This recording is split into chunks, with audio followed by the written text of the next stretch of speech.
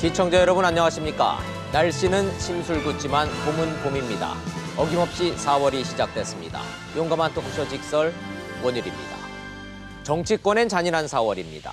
문재인 정부 2기 내각 7명의 장관 후보자 가운데 2명이 결국 낙마했습니다. 사퇴한 김의겸 청와대 대변인 영향도 있었을 겁니다. 야권은 박영선, 김연철 지키려고 최정호, 조동호 두 사람 쳐냈다며 압박 수위를 높이고 있습니다. 인사검증 책임, 조국 민정수석과 조현옥 인사수석 책임론으로 이어질 태세입니다. 여권은 김학의 장자연 사건 재수사를 둘러싸고 공세를 이어나가고 있습니다. 황교안 한국당 대표가 그 대상입니다. 이번 주 4.3 재보선은 미니 총선 예고전으로 열기가 매우 뜨거워졌습니다. 4월 첫날 직설이 정치권 움직임 쉽고 자세하게 풀어드리겠습니다.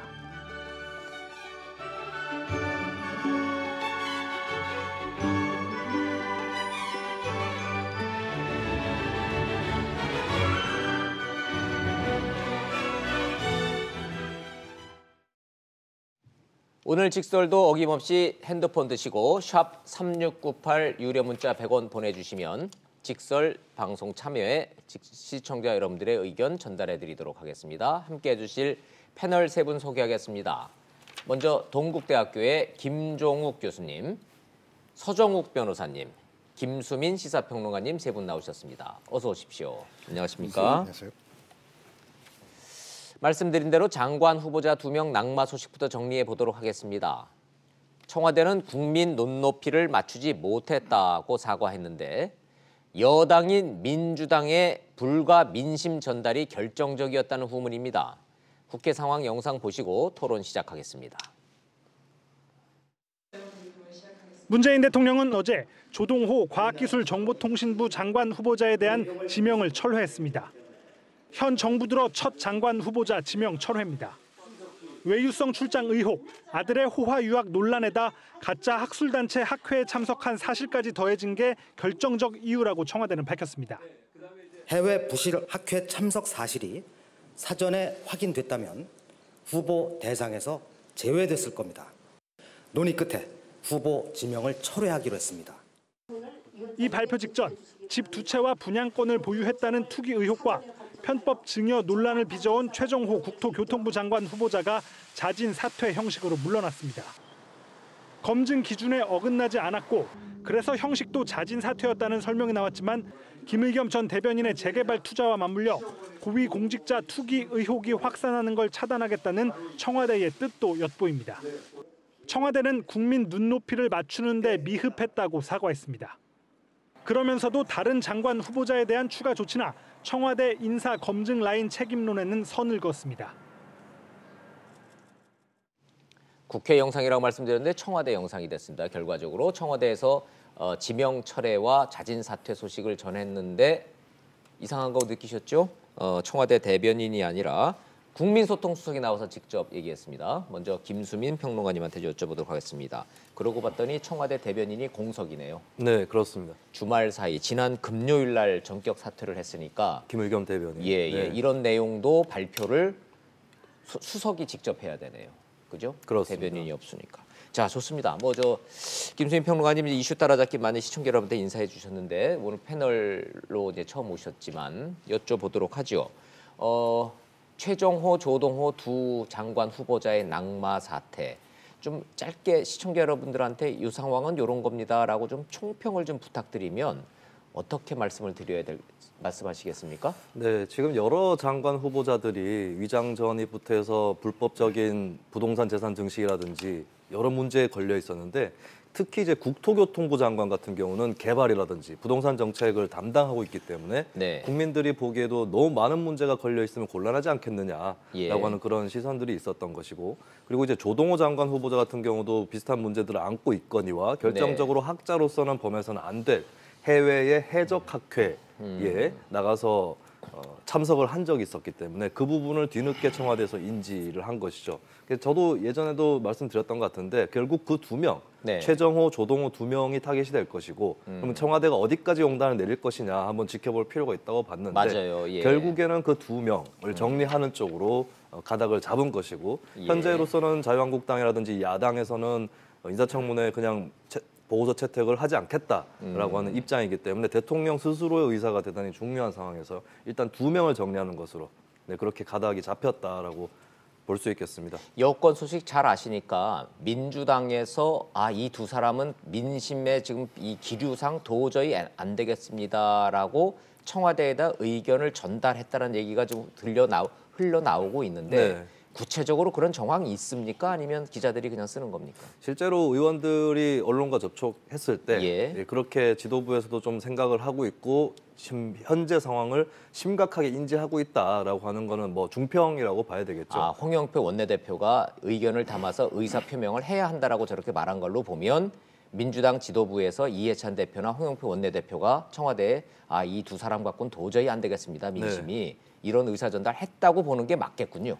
그렇죠. 그리고 청와대로서도 뒤늦게 인사들은 철회해야겠다라고 생각을 하더라도 예. 본인들이 임명한 인사들을 쉽게 우리는 이 인사들의 임명을 철회하겠습니다. 혹은 예, 사퇴시키겠습니다. 하기 어렵기 때문에 여당과 청와대 사이에 일종의 역할 분담이 있었다라고 봐도 무방할 것 같습니다. 예, 기자들이 그냥 쓴 게 아니라 여권에서 지난 주말 사이에 이런 기류가 분명히 있었다라는 사실, 사실관계에 입각한 정확한 분위기라는 사실 김수민 평론가가 지적해 주셨습니다. 서정욱 변호사님 총평 부탁드리면 뭐라고 그러시겠어요? 저는요. 네. 청와대는 이제 그 여권이 아직도 이제 그 민심을 제대로 못 읽고 있어요. 아직도 이게 국민의 예. 민심을 못 읽는 게. 2명 낙마시켰잖아요. 근데 아직도 모자라요? 예. 그래요? 옛날에 이런 책이에요. 예. 서경이라는 책 있죠. 시경, 서경, 역경할 때 서경. 그게 보면 이제 이런 구절이 있습니다. 네. 천시, 자, 민시. 하늘은 국민이 보는 눈으로 보고 천청, 자, 민청. 하늘은 국민의 듣는 귀로 듣는다. 예. 이 말은 이제 국민이 보는 눈으로 보고 국민이 듣는 귀로 위정자는 들어야 됩니다. 예. 근데 지금 청와대나 여권은 국민의 눈과 귀로 듣는 게 아니에요. 자, 지금 국민의 민심은 뭐냐? 문제가 있으면 이제 머리가 있고 몸통이 있고 꼬리가 있죠. 네. 근데 이번에 낭만 2명 있잖아요. 네. 최정호, 그다음에 조동호 있죠. 네. 이분은 이제 꼬리 중에 꼬리입니다. 꼬리를 자르고 몸통과 이게 머리를 보호하려고 하는데 그러면 이제 몸통은 누구냐? 국민의 민심은 박영선, 김연철이를 잘라라. 이게 국민의 민심이에요. 몸통. 이른바 이제 인싸, 아싸 그 말씀하시는군요. 그렇죠. 한국당에서 나왔던 그 논리인 것 같은데. 그다음에 머리는 누구냐? 예. 머리는 이제 이거 인사수석 조현옥, 민정 조국, 조국과 조현옥이 머리기 때문에 잘라라. 이게 국민의 민심이에요. 조국, 조현옥은 이제 그대로 두고 또 이제 그 박영선, 김연철이는 그대로 두고 이 2명만 자르는 거는 꼬리를 잘라서 그대로 임명 강행했다. 이거는 예. 민심에 역주행하는 거예요. 좋습니다. 이게 총평입니다. 예. 총평 중에 제가 총평에 대해서 제가 뭐 총평을 다시 할 생각은 없습니다만은 말씀 중에 누구를 잘라라, 누구를 어떻게 해라라고 하는 것이 국민의 민심이라고 말씀하신 부분을 야당은 그렇게 주장하고 있고 야당의 민심이 야권의 민심이 그겁니다라는 거는 제가 수용을 하겠습니다만은 국민 전체가 또 그렇다라고 하는 거는 약간의 비약일 수도 있기 때문에 그거는 제가 좀 정정을 좀 부탁드리고 갈게요. 받아드리겠습니다. 예. 야권이 그렇게 주장하고 야권의 있는 민심. 거는 자유우파, 보수, 야권의 민심. 이른바 보수 민심은 그렇다라는 거는 뭐 그런 것 같아요. 그 얘기 지금 이제 쭉 보셨거나 국민 전체는 생각이 좀 다양하다라는 점 좋습니다. 서정욱 변호사님 의견이 그렇다는 말씀. 자, 김종욱 교수님, 네. 청와대 근무 경력도 있고 그러셔서 제가 좀 특별히 좀 여쭤보는데 네. 장관들 낙마할 때 기술적으로 네. 자진 사퇴가 있고 지명 철회가 있잖아요. 네네. 이번에도 보면은 한 명은 지명 철회를 했고 한 명은 자진 사퇴를 했는데 네네네. 이 청와대 입장에서는 이게 어떤 의미를 갖고 있습니까? 일단 기본적으로 그 후보에 대한 국민 여론의 상황과 그다음에 결격 사유에 따라서 예. 취해야 될 방식들에 대한 선택을 하는 것 같고요. 예를 들어 도덕적인 분노가 되게 높을 때 같은 경우는 지명 처리하는 방식을 통해서 소위 후보 자체에 대한 잘못된 검증을 스스로 용인하는 방법도 있고요. 또 하나 자진 사퇴라고 하는 건 또 다른 이제 국민적 분노가 분명히 있기 때문에 그 분노에 대해서 처리하는 게 있어서 저는 뭐 아까 이제 서정욱 변호사님 말씀하셨는데 저는 오히려 민심인청 말씀하셨잖아요. 저는 이번 청와대와 여당이 민심인청한 거다. 국민들의 민심을 여론, 수용한 민심을 거다. 수용을 해서 두 후보자에 대해서 지명 철회 또는 자진 사퇴라는 방식을 통해서 한 건데요. 거기에는 그게 담겨져 있는 거죠. 청와대가 지금까지 주장했던 7대 원칙이라는 아주 엄격한 잣대에도 불구하고 국민들이 그런 검증 절차를 거친 후보자에 대해서도 인정하기 어렵다라고 하는 여론이 있으니 예. 그런 여론들을 반영해서 국민과 야당이 납득 가능한 선에서 두 분 후보자에 대해서 나름대로 지명 철회와 두 가지 절차를 통해서 얘기를 한 것 같고요. 예. 또 하나 이제 절차적 정치적인 고려도 분명히 있었다는 생각이 들어요. 왜냐하면 과거와 같이 대통령과 집권 여당의 지지율이 높지 않은 상황에서 과거와 같이 계속 본인들이 지명한 후보자들의 인사를 강행했을 때 나타날 상당히 많은 정치적 난관이 있을 거라는 생각이 들었을 것 같고 또 하나는 또 패스트트랙이라고 하는 상황, 그 자유한국당을 제외한 야당과의 관계들도 여러 가지 고려를 해야 됐기 때문에 네. 그런 측면에서 소위 국민들이 가장 분노할 만한 사유를 가지고 있는 두 후보자에 대해서 어쩔 수 없이 조치를 취했다는 생각이 들고요. 하나 더 말씀드리고 싶은 건 뭐 야당이야 철저한 인사 검증을 해야 되고 호기로 생각할지 모르겠지만 너무 인사청문회를 정략적으로 활용하는 게 아닌가라는 생각이 들고 그렇게 그러다 보니까 너무나 심한 인상 털기를 하니까 장관으로 취임하더라도 리더십이 약화될 수밖에 없게 되는 거고 또 나오고 싶은 많은 사람들도 이런 것 때문에 인재풀이 줄어드는 일들이 많기 때문에 저는 이제 차제라도 적어도 인사청문회에 대한 근본적인 고민들을 해서 이 문제를 관련해서 국민들이 진짜 피곤하지 않았으면 좋겠다. 예, 이런 그럼 생각을 오늘 합니다. 그 교수님 말씀대로 국정을 한번 해보신 경험이 있으니까 청문회 이대로 좋은 건지 이 시스템에 대해서도 우리가 한번 좀 아주 허심탄회한 얘기를 한번 의견을 좀 제가 여쭤보도록 하겠습니다. 자, 그럼 하나하나 좀 구체적으로 얘기를 좀 들어가 보면 김수민 평론가님. 네. 그러니까 뭐 이렇게 낙마한 장관이 제 기억에 지금 한 10명도 다 되는 뭐 쉬어보지는 않았습니다만은 많죠. 일기 내각 때도 뭐 8명이요. 몇 명이에요 도대체? 기본적으로 이렇게 몇 보면은 명은- 뭐 기억은 나요. 예. 네. 뭐 철회를 하거나 사퇴를 하는 방향으로 근데 갔었던 걸로 기억이 저도 지명 철회는 첫 사례라는데 납니다. 네. 그렇죠? 그렇습니다. 근데 지명 철회라는 개념은 아이고 우리가 잘못 뽑았습니다. 걷어드릴게요. 이런 네. 의미잖아요. 그러니까 후보자 자진 사퇴도 사실은 뭐 뒤로 좀 자진해서 사퇴하시는 게 좋을 것 같습니다라고 했을 수도 있겠죠. 어쨌거나 그것은 그런데 공식적으로 후보자 본인이 결단해서 사퇴하는 그런 방식을 택했다면은 지명 철회라는 것은 우리가 이 사람 지명한 것을 잘못했습니다. 예. 후회하고 있습니다라고 하는 조금 더 적극적인 의사 표시이자 잘못을 어느 정도 인정하는 그런 태도라고 봤을 때는 조금 이례적이라고 볼 수 있겠고 후보자 개인한테 보면은 더 치욕스럽고 더 네. 곤혹스러운 게 지명 철회죠. 그만큼 대부분 또- 경우에는 또 이렇게 양해하는 전화도 안 해주잖아요. 네, 정권 지명 철회할 입장에서는 때는. 더 전격적인 조치라고 볼 수 있겠죠. 그러면 조동호 장관 후보자는 굳이 그렇게 지명 철회까지 첫 사례다라는 기록까지 남기면서까지 한 무슨 특별한 사유는 뭡니까? 구체 정확하게? 일단 명목상 또 외형적으로 딱 드러나 보이는 것 자체가 예. 해외의 부실 학회에 참석을 하거나 그런 데서 발행하는 논문을 싣는다거나 하는 이런 행위들이 학계에서 대단히 큰 문제라고 인식이 되어 왔습니다.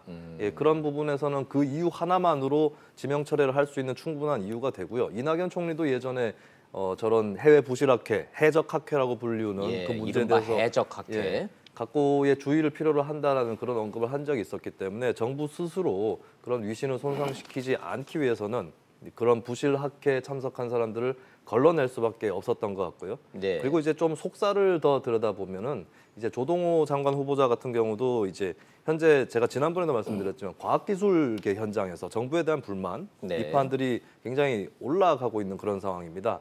그리고 이제 조동호 후보자 같은 경우는 현장에서 그렇게 현재의 어떤 과학기술 문제를 해결할 수 있는 적임자로서 크게 각광을 받는 그런 입장이 아니었기 때문에 다시 한번 쪽 좀 전문가 그룹에서 네. 인정하지 않는 인사였다는 얘기죠. 그렇죠. 그리고 이번 처음부터 청문회에서도 여러 가지 예전에 연구 업적이라든지 이런 것들이 그렇게 크게 성과를 거두지 못했다 이런 대목들이 또 문제가 됐기 때문에 예, 그런 차원에서 정부에서 좀 다시 다른 인사를 찾아보고자 하는 좋아요. 그런 보도도 예. 또 흘러나왔었죠. 좋아요. 예. 네. 그렇다면 검증이 왜 안 됐지라는 얘기를 안 할 수가 없는데 네. 그 대목은 서정욱 변호사님 어떻게 지금 청와대에서는 검증할 수 있는 방법이 없었다. 왜냐하면 해적학회, 부실학회, 그다음에 뭐 출장을 갔는데 그게 아들이 유학 간 장소였다라는 거는 일일이 청와대에서 검증할 물리적으로 방법이 없었다. 이렇게 좀 해명을 하고 있어요.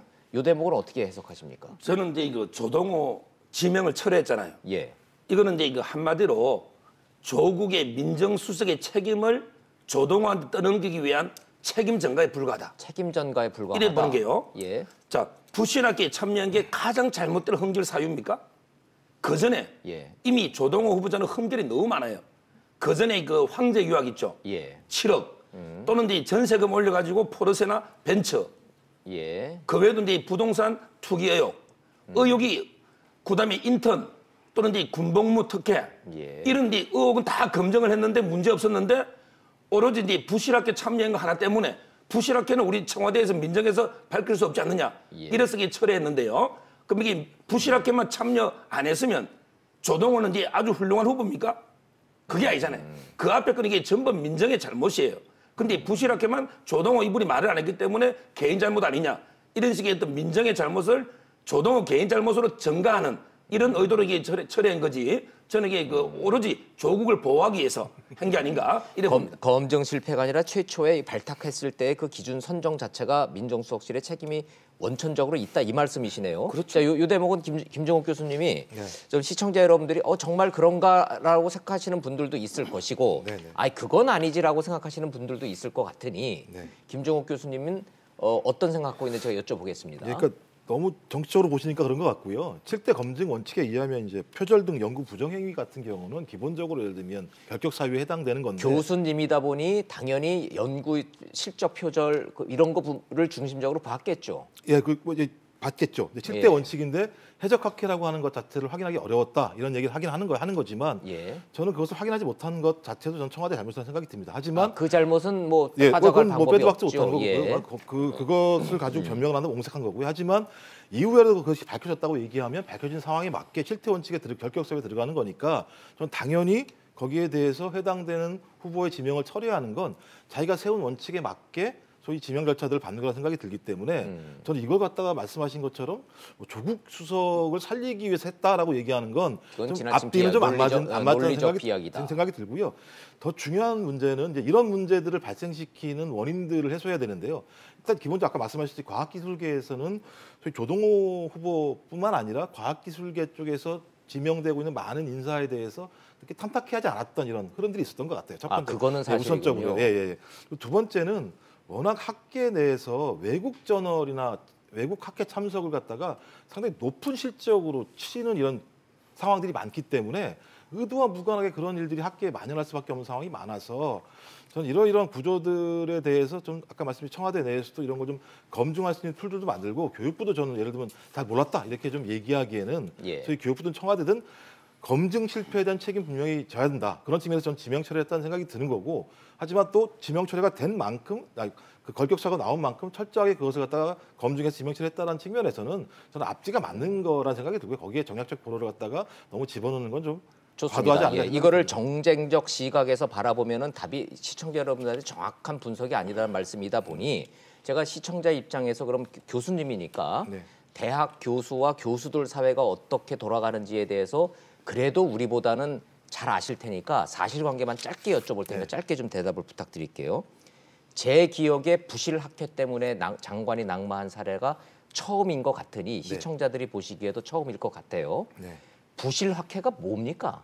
뭘 부실 학회라 그래요? 학회라고 얘기하면 예를 들면 논문이 들어오게 되면 절차에 맞게 철저한 검증을 통해서 논문을 게재하게 합니다. 예. 논문에 게재가 되게 되면 그 논문은 그 논문 학회지의 기준만큼 높은 학문적 업적이 있다라고 인정해 주는 건데요. 자, 그럼 교수가 무슨 연구를 해서 논문을 내요. 네. 이거를 일반인이 그거를 검증할 능력은 없으니 네. 같은 교수들끼리 학회를 만들어서 객관적으로 교수들이 교수의 논문을 한번 검증해 보는 게 학회의 원래 취지죠. 이 학회지를 그렇게 만든 그렇죠. 거죠. 학회지를 만들죠. 네네. 좋아요. 계속하십시오. 그런데 네네. 부실 학회는요. 그러니까 뭐냐면 그 게재를 했을 때 거기에 합당한 객관적인 심사자들을 선임하지 않거나 네. 게재 과정에서 그 과정들의 절차들을 짧게 만들어서 소위 교수들이 자기 업적들을 남발할 수 있도록 예를 들면 배려를 해주고 거기에 맞게 그 학문적인 업적들을 받는 게 아니라 학회지의 그 수익이나 경제적인 것들을 갖다가 대체하는 방식을 통해서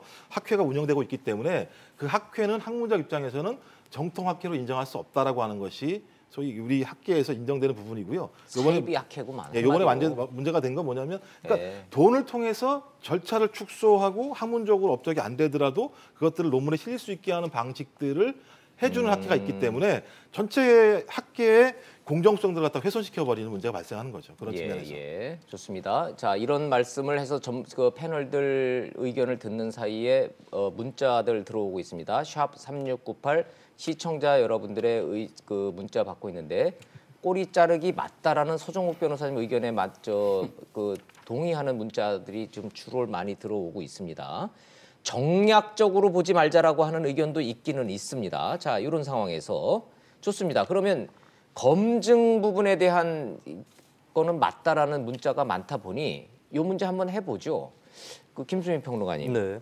결국은 핵심은 왜 이거 걸러내지 못했냐라고 하는 조국 민정수석 책임론. 네. 뭐 이 내용 뭐 비껴갈 수가 없네요. 그렇습니다. 아무래도 인사수석, 민정수석 이쪽에서 담당을 하기 때문에 결과를 네. 놓고 책임져야 되는 부분이고 그 책임론을 피할 수는 없다고 봅니다. 그리고 솔직히 청와대에서 이제 2명의 수석을 지키기 위한 그런 좀 생각이라든지 그런 것들은 많이 보이는 것 같고요. 예, 좋아요. 네, 그럼 근데 뭐 이제 문제는 예. 이거를 시스템적으로 좀 더 검증을 해나가는 그런 것들이 필요할 텐데 단지 거꾸로 조국 조현옥만 저격하고 그들에게 타겟을 집중시키는 게 맞는지 이 부분을 같이 생각을 해봐야 된다고 봅니다. 좋아요. 그러면 구체적으로 사실관계만 여쭤보면 야당의 입장은 조국, 조현옥 두 수석을 경질해라라고 명시적으로 요구하고 있습니까? 그 경질에 대한 부분은 예전부터 나왔기 때문에 예. 이번에 또 하든 안 하든 간에 야당의 새삼스러- 기본적인 입장이라고 볼 수 있겠죠. 새삼스러운 요구가 아니란 네, 말씀이시군요. 기본으로 깔려 있는 그런 말이고, 예. 그러니까 거꾸로 얘기하면 이번 인사에 대해서 꼬리 자르기라고 자유한국당에서 얘기를 하고 있지만 거꾸로 이제 자유한국당은 계속해서 몸통 저격에 골몰하고 있는 그런 예. 상황인 것도 마찬가지의 현실인 것이죠. 그럼 야당의 논리를 여쭤볼게요. 네.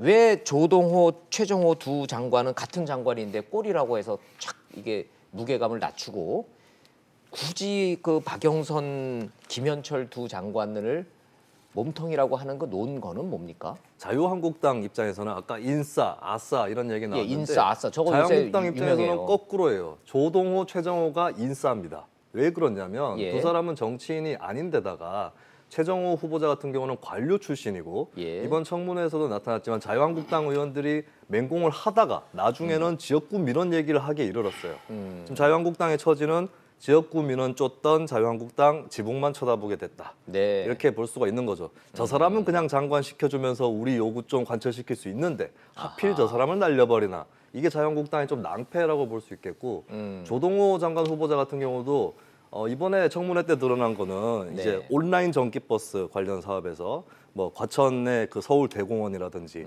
카이스트 경내라든지 이쪽에서 운영했던 전기차에 대한 문제 제기가 많았는데 핵심적으로 경북 구미시에서 했던 전기차 얘기는 별로 안 들어가 있어요. 왜냐? 네. 그 구미시에서 전기차 사업을 했을 때는 시장이 자유한국당 소속이었고 국비를 내려보낸 것도 자유한국당 후보 대통령 시절이었습니다. 그렇다면 누가 더 자유한국당은 몸통이- 예, 네, 누가 더 본인하고 몸통이- 얽혀 있는 문제에서는 어허. 빠져 있는 것이고 그렇다면 자유한국당 입장에서는 임명되어도 괜찮은 후보자가 오히려 아하. 조동호, 최정호 후보자였던 것이죠. 예, 그렇다면 그렇군요. 거꾸로 이제 뒤집어 보면은 꼬리 자르기다라고 굉장히 불만을 토로할 만하다라고 봅니다. 누가 더 몸통이고 누가 더 실세냐에 대한 기준 자체가 여야가 다르군요.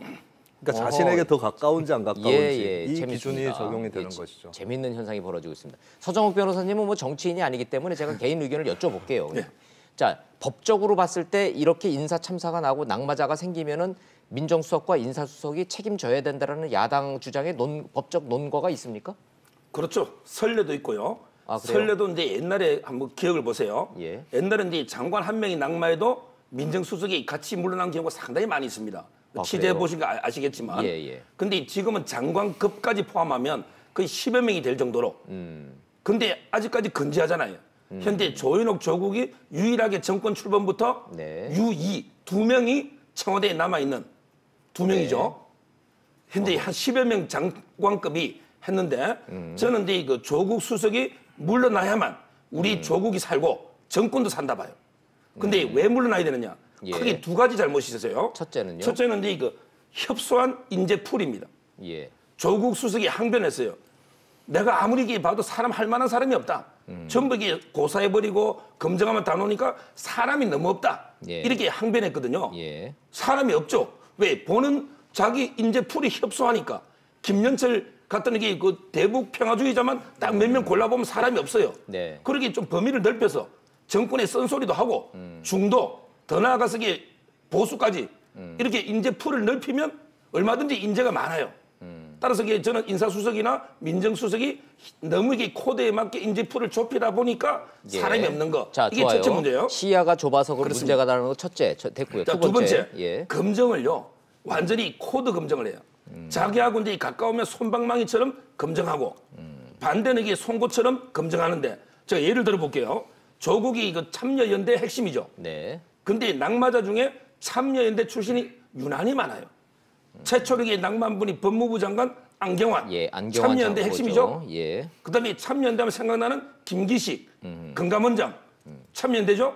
그 외에 조대엽, 뭐 엄청나게. 따라서 이 참여연대는 같이 활동하다 보니까 오히려 이제 이거 너무 검증을 솜방망이처럼 한 게 아닌가. 예. 이런 이제 검증 실수가 있는 거예요. 따라서 저는요, 공직자는 이제 신상 필벌이 분명해야 돼. 잘못하면 이게 책임지는 풍토가 돼야지. 예. 잘못을 이게 지금 몇 번째 낙마했는데 계속 그대로 두면 이게 어떻게 되겠습니까? 그래서 물러나는 거예요. 좋습니다. 예, 서정욱 변호사의 주장과 야당 주장의 상당 부분이 이 공통 분모가 있기는 합니다만은 어찌됐든 이건 정치인이 아니라 법조인의 시각으로 책임론에 대한 얘기를 좀 하고 있습니다. 요 얘기를 반박 질문 서정욱 변호사님한테 드리면은 저하고 싸움이 되니까 그건 생략하고 그 질문을 반박 질문을 김종욱 교수님한테 그대로 한번 좀 드려보겠습니다. 뭐 반박을 할 대목은 아니 아니죠. 예, 네네. 아니 제가 궁금해서 그래요. 네네. 조국 수석이 사람이 없다는 얘기를 하소연을 하기는 했어요 분명히. 네네네. 그런데 그거는 저 서정욱 변호사님 얘기한 대로 시야가 좁아서 사람이 없는 게 아니고 네네.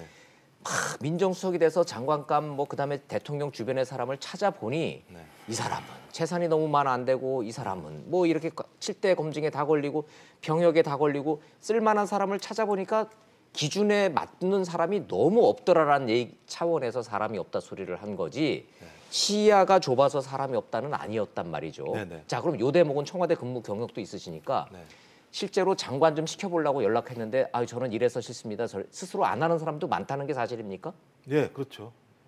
왜냐하면 사람마다 자유로운 삶의 방식이 다르기 때문에 예. 무슨 뭐 장관을 하기 위해서 많은 사람들이 자기 일을 하는 건 아니기 때문에요.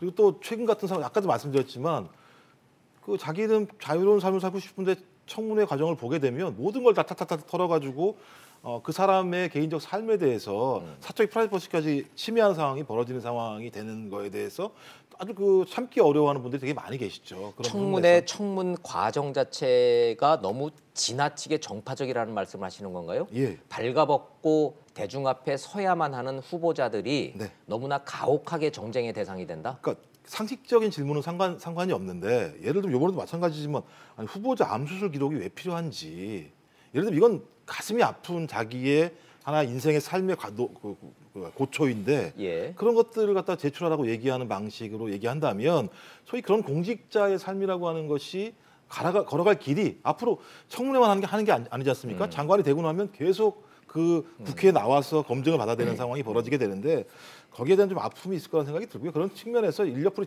적지만 그렇다고 하더라도 청와대 민정수석께서 그렇게 할 만한 사람이 없다고 말씀하시는 건 타당하지는 않은 거죠. 그렇더라도 인재들을 많이 찾아서 넓게 두루 찾아서 자기의 코드나 시각이나 정책에 맞지 않더라도 국민들이 이 정도라면 충분히 납득할 만한 인재풀을 넓히려고 하는 노력들을 동시배경으로 했어야 된다고 저는 생각을 하고요. 그러면 내 사람 중에서만 우리 편에서만 사람을 찾다 보니 사람이 없는 거지 좀 넓게 보면은 사람이 왜 없냐라고 하는 주장에는 동의를 하십니까? 예, 저는 동의합니다. 아, 대한민국이라는 게 큰 나라인데요. 그 큰 나라에 다양한 인재가 있을 거라는 생각이 들고요. 예. 그런 인재들을 찾아내야 된다는 생각이 드는데 그 찾아내는 것들에 중심을 두지 않고 예. 지금에 있는 결격 사유의 기준을 가지고 그 할 사람 별로 없다고 얘기하는 건 저는 민정수석이 하실 말씀은 아니라는 생각이 들어요. 그리고 또 민정수석이 왜 문제가 있냐면 예. 적어도 2년 동안 계속 반복적인 실수가 이루어지고 있다는 측면에서 조금 민정수석의 잘못을 스스로 인정하지 않을 수는 없는 상황으로 왔다라는 생각이 들고요. 네. 또 두 번째는 뭐냐면 대통령께서 계속 민정수석을 품고 있는 게 뭐 검찰 개혁이나 검경수사권 문제 등 이런 문제들을 해결해야 된다고 말씀하시는데 저는 그건 이제 국회가 해야 될 일이라는 생각이 들고요. 전 청와대는 오히려 지금 뭐 경제나 민생 아니면 네. 북핵이나 평화 문제로 가야 되는 것 같고요. 그렇게 해서 적어도 민정수석이 적어도 자기의 본연의 임무들을 충실히 수행하고 있다라고 하는 것들을 보일 수 있도록 좀 이번 참여에는 근본적인 시스템 개편을 해야 되지 않을까 생각이 듭니다. 예. 민정수석실의 검증 시스템에 대해서는 김종욱 교수님도 그렇게 높은 점수를 주시지는 않는다고 제가 지금 이해를 되고 있는데 네. 말씀하시는 사이에 샵 3698로 시청자 문자가 말 그대로 쏟아져 들어오고 있어서 제가 웬만하면은 이 균형을 잡고 전달을 해드리고 싶은데 조국 민정수석의 검증 책임론에 대해서는 시청자들의 반응은 매우 싸늘합니다. 김수민 평론가님, 네. 이거 제가 너무 한쪽 얘기만 전달하고 있는 건가요? 예를 들면은 조국만의 인재풀이다.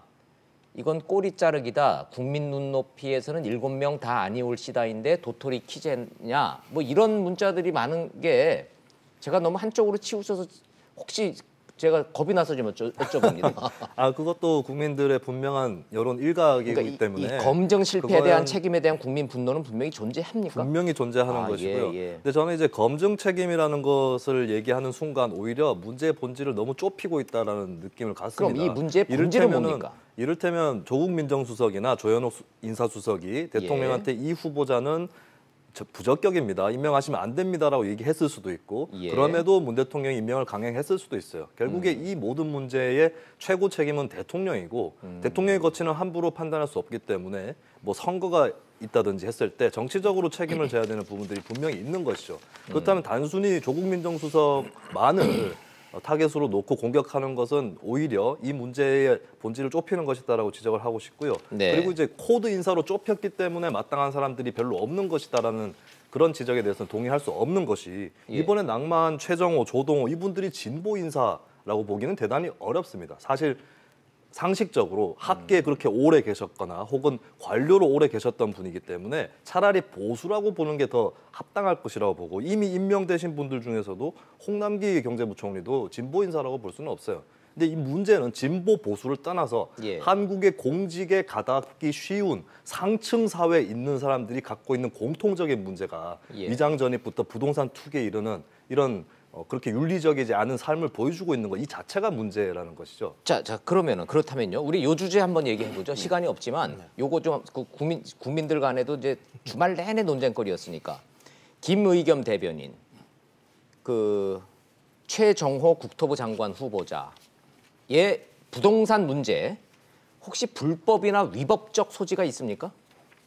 조금 더 따져봐야 될 부분은 이제 김의겸 전 대변인이 투자를 하고 대출을 받았던 그 시점이 정부가 투기 과열지구 지정을 하기 전 그리고 대출 규제를 하기 전이에요. 그래서 혹시나 그 부분을 직무상으로 어떤 정보를 취득한 다음에 그 행위를 했다면 그것은 위법할 수 있고 이제 공직자 이해충돌 방지 의무 위반에 해당할 수 있습니다. 물론 꼭 그렇다는 보장은 없지만 그래서 그 부분은 좀 조사를 해봐야 될 것 같아요. 그러니까 뭐 혹시나라고 전제를 하시기는 했지만 주택이 아니고 상가 건물이고 재개발 지역에 있는 건물이기 때문에 대출을 받는 그 과정에서는 어떠한 불법도 없었다. 그리고 최정호 후보자 같은 경우에 딸과 사위한테 살던 집을 증여를 한 것 자체가 불법이나 위법이나 이런 게 없었다. 이렇게 시종일관 주장하기 때문에 제가 이 질문을 드리는 겁니다. 제가 근데 그 김의겸부터 3가지 의혹 말씀드리면 김의겸 이분이 그 대출을 어디서 받았냐면요. 본인이 이제 흑석동에 있죠. 건물은. 그다음에 청와대 근무하죠. 근데 마포구 성산동이 있죠.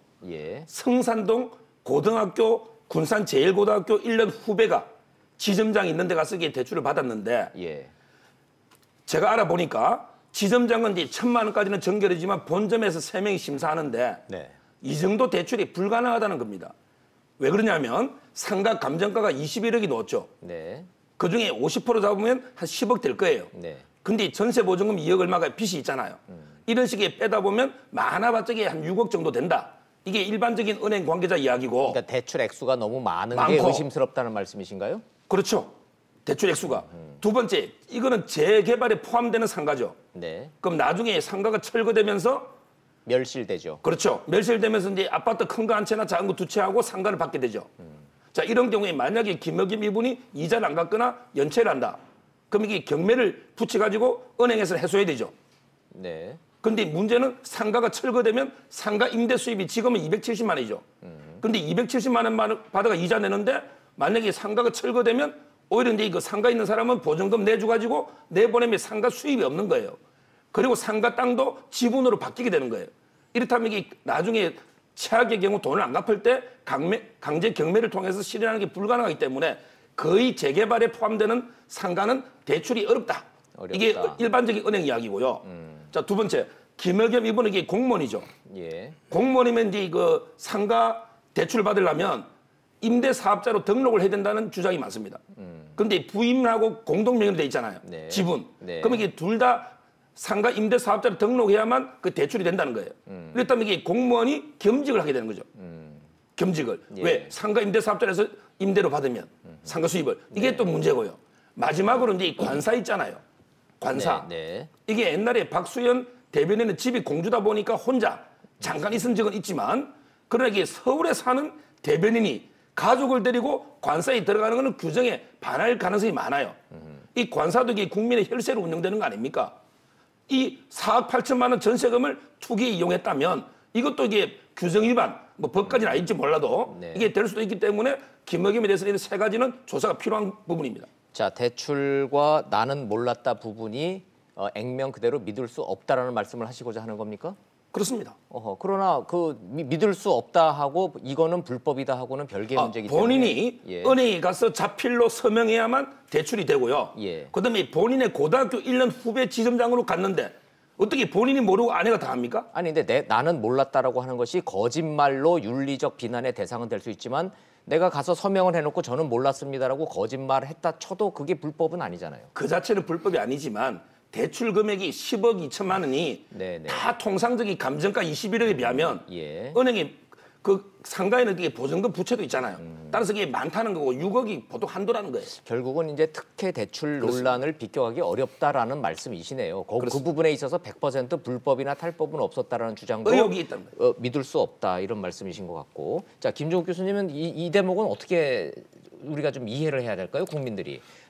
웬만하면은 정말로 좀 이해를 좀 하고 싶어서 여쭤봅니다. 웬만하면. 저도 너무 복잡하게 말씀하셔서 예. 저는 그건 뭐 일반인들이 잘 모르는 예, 내용이에요. 누가 뭐 내용들이. 고소를 해서 조사 수사를 하게 되면 전 결론이 나올 부분이 예, 그런 거 되는데 없죠. 예, 저는 그렇지는 않은 것 같고요. 예. 이제 제일 중요하게 여겼던 건 뭐냐면 저는 그 여당에게 계속 민심을 전달했다는 내용 중에 핵심 중의 내용 중에 하나는 뭐냐면 국민들의 분노인 것 같아요. 핵심적인 건요. 그래서 왜냐하면 우리나라 국민들 자산 구조를 보더라도 부동산이 한 73% 정도를 차지한다고 얘기하고 또 보니까 근한 40% 정도의 집 없는 국민들이 분명히 있습니다. 근데 이런 국민적 처지 속에서 계속 국회에서 나오는 얘기들은 계속 이렇게 뭐 다양한 방식의 집이 많이 있다는 등, 그 다음에 대출 엄청 받아가지고 하는 등 이런 얘기를 듣게 되면 국민들 네. 상당히 그 공허하고 상실감을 많이 느끼겠죠. 또 거기다 또 뭐 우리나라도 막 느끼지만 공정성 문제는 되게 더 큰 상실감으로 왔을 것 같아요. 이번에 뭐 조사해 보니까 뭐 그 국토교통위원들 검증했던 인사청문회 검증했던 분 보니까는 30명 중 위원 30명 중 11명이 두 채 이상 주택을 보유하고 있으면서 그런 검증을 하시고 예, 누가 누구를 검증하냐 소리 나오는 거죠. 국회의원 4명 중에 1명은 강남 3구의 아파트나 건물을 가지고 계시고 저는 좀 이런 식의 소위 권력을 갖거나 고위층에 계신 분들이 소위 사회적인 보편적 기준에 넘치는 삶들을 향유하면서 소위 그 다른 자리에 가서는 도덕적 기준을 제시하는 것에 대한 분노들이 되게 높았는데 특히 그 중에서도 소위 촛불 민심으로 탄생한 촛불 정부의 대변인이 소위 촛불 민심과 어긋나는 부분으로 어떤 행태를 보였기 때문에 거기에 대한 분노가 더 심각했고 그런 분노들에 대해서 저는 여당이 충분히 좀 인지했을 것 같고 그런 인지들을 적극적으로 청와대에 제기한 과정으로 지금 보는 것이 타당하다는 생각이 들고 이 문제를 뭐 위법적인 문제라 이렇게 접근하는 건 좀 문제가 있다고 생각이 듭니다. 알겠습니다. 역시 말씀드리는 순간에도 시청자 문자가 워낙 많이 들어와서 오늘은 제가 문자 소개를 좀 많이 드리게 되네요. 예. 뭐 대출을 가면은 본인이 꼭 가야 하고 실명으로 서명을 해야 되는 거를 몰랐다라는 게 말이 됩니까라는 국민들 직접 경험 받으신 문자 많이 들어보시고요. 어찌됐든 이런 모든 내용들을 검증하지 못한 거는 무능한 일이다. 무능한 사람은 물러나야 된다라는 문자도 나오고 있고 뭐 이렇게 옹호하는 내용들이 많지는 않습니다. 다만 이제 청문회 방식이 우리가 좀 너무 전근대적이라는 의견들 뭐 이런 얘기들은 좀 나오고 좀 있습니다. 좋습니다. 그럼 청문회 얘기까지 좀 하려다 보니까 제가 조금 마음이 좀 급한데 자 박영선, 김현철은 왜 살리냐라는 요 내용 요거 좀 한번 좀 짚어보죠. 김수민 평론가님, 네. 박영선 장관 후보자, 김현철 통일부 중소기업부 장관은 그대로 임명 강행 이대로 분위기는 가는 거죠? 뭐 아까 조동호, 최정호 두 분 말고 5명은 다 가는 것이죠. 예, 그럼 기본적으로. 야당은 채택 안 해주겠다는 거고 보고서 채택 네, 없는 거고 그렇습니다. 청와대는 임명 강행 이렇게 되는 겁니까? 네. 그리고 저는 자유한국당 한 가지 좀 지적을 하고 싶은 것이 예. 정말 이제 뭐 인싸 아싸 이런 얘기 하기 전에 7명 전원에 대해서 부적격이니까 채택 안 해주겠다 이렇게 하지 말고 예. 그렇다면 자신들이 좀 좋아하는 비교적 좋아하는 쪽은 좀 통과시켜주고 안 좋아하는 박영선, 김현철을 몰아가지고 이쪽은 우리가 허용을 예, 못하겠다 예. 이런 전략으로 나왔으면은 조금 이해는 갈 것 같아요. 근데 자유한국당 그냥 자리를 비워버렸거든요. 예. 그 상황에서 야당도 옥석을 좀 가리려고 고민하고 그렇죠. 이런 모습을 좀 보여야 되는데 그러면 전략적으로 국민들한테도 예. 이해를 구하기 더 쉬웠을 겁니다. 근데 그냥 이제 어차피 우리는 다 안 해줄 거야 하고 다 떠나버린 상황에서 문재인 대통령으로서는 당연히 인사를 강행하는 것이고 선택 여지도 없군요. 이왕에 2명을 꼬리 자르기라고 표현하지만 꼬리라고 칩시다. 꼬리를 예, 잘라낸 예. 이상 몸통이고 한 명은 정치인이고 한 명은 정부와 코드가 맞는 학자고 그 두 예. 사람은 반드시 살릴 수밖에 없는 것이죠. 어허 그래요. 예, 좋습니다. 그러고 말씀 잠깐만요. 왜냐하면 시청자 여러분한테 이건 부연 설명이 필요해요.